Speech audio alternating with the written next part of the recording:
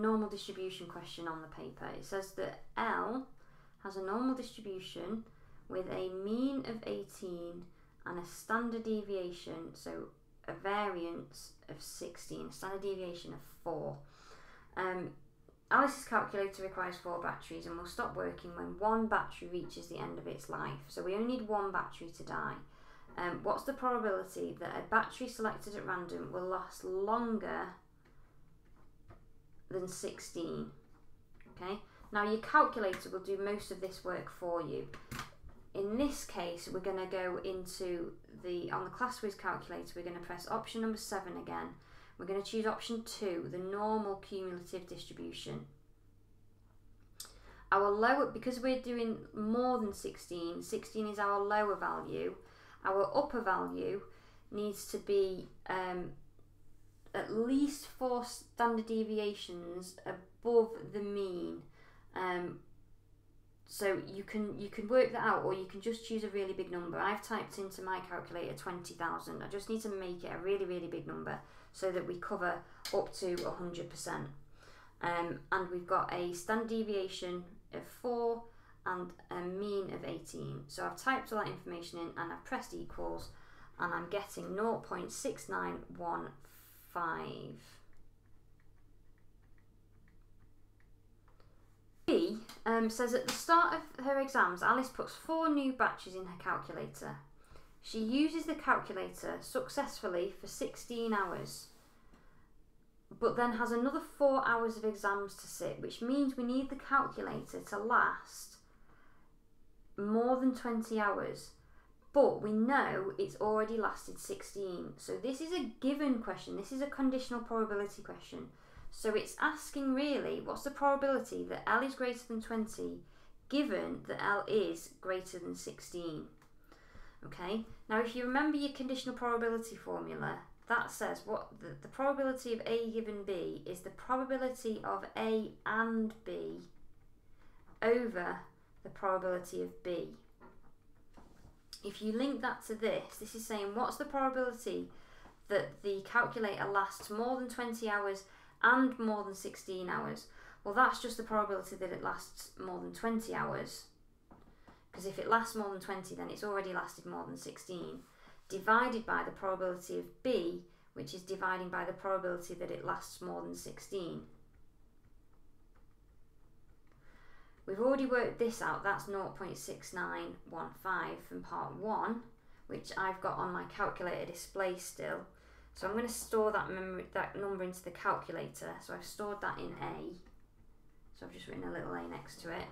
I'm going to work out the probability of it lasting more than 20 hours, which is really quick to do because I just need to go back to my normal distribution numbers and just change the 16 to a 20. That comes out at 0.3085.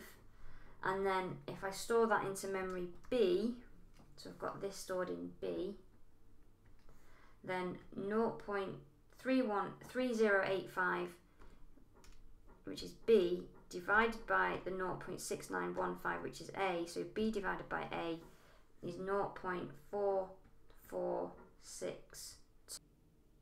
Once we've done that, so that's the probability that 1 battery will last more than another 4 hours. We've got 4 batteries in the calculator and none of them can fail. So we need to then raise that value to the power of 4 to deal with all of the batteries. What we've done so far is just for 1 battery. So if we then bring that to a power of 4, that comes out as 0.0396. So that's your final answer for this part. Okay, part C says that she changes 2 of the batteries. She selects 2 batteries at random and changes them.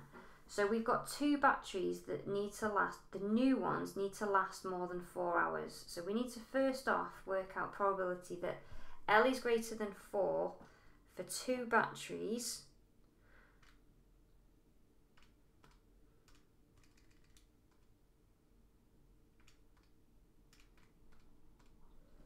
which is for 1 battery it's 0.99977, But I'm going to need to square that number for the new batteries because there's 2 of them.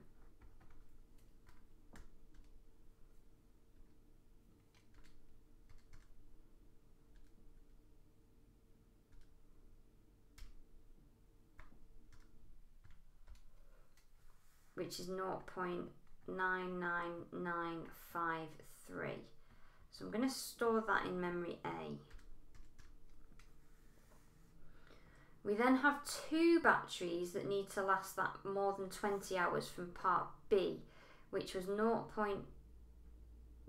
of the probability that one battery lasted more than 20 hours was 0.44, what was it? Where's it gone? 0.4462.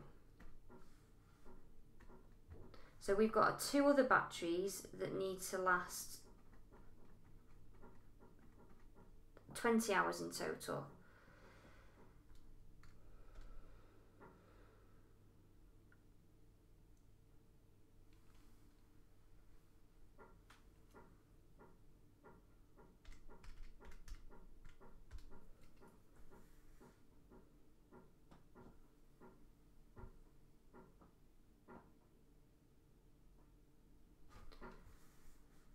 Which is 0.1991.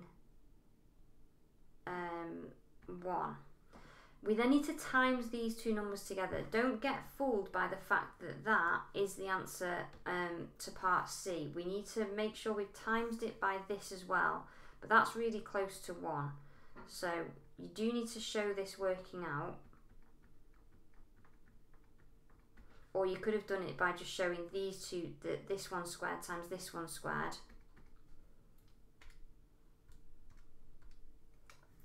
Which comes out at 0.1990. So 0.199 to 3 significant figures. You need to make sure you've got this 0.199, not just this one. Okay, part D is your hypothesis testing for a normal distribution. If you remember at the beginning, we've got this normal distribution for L with a mean of 18 and a standard deviation of 4, so a variance of 4 squared. And Alice has a null hypothesis that the mean really is 18, and her alternative hypothesis is that actually the mean is greater than 18. She thinks that the mean lasts longer than 18 hours. She's taken a sample of 20 and found that the mean is 19.2. So for the hypothesis test, we have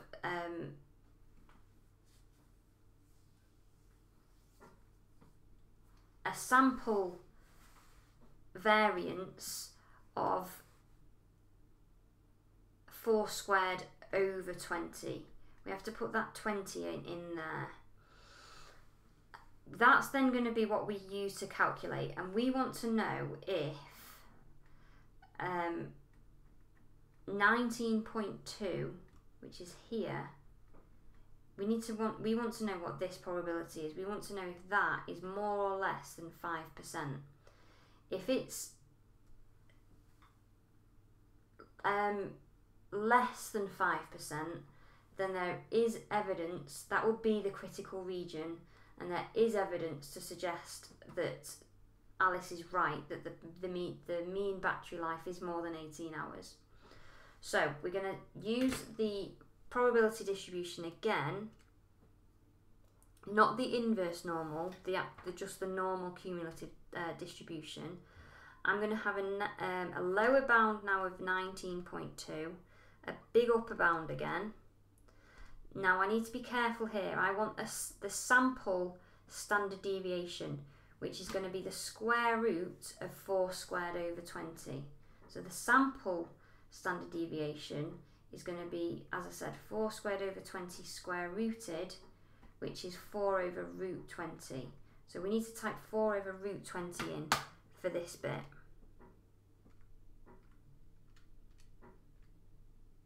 And we've still got a mean of 18. Now that's coming out at a probability of, so what's the probability that L is greater than 18 is 0.0899, and that is more than 0.05, which means 19.2 is not in the critical region, which means it's not significant.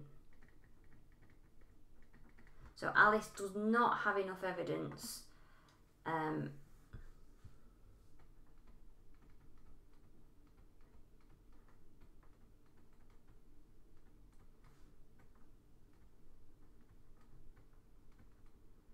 to suggest that the mean is greater than 18.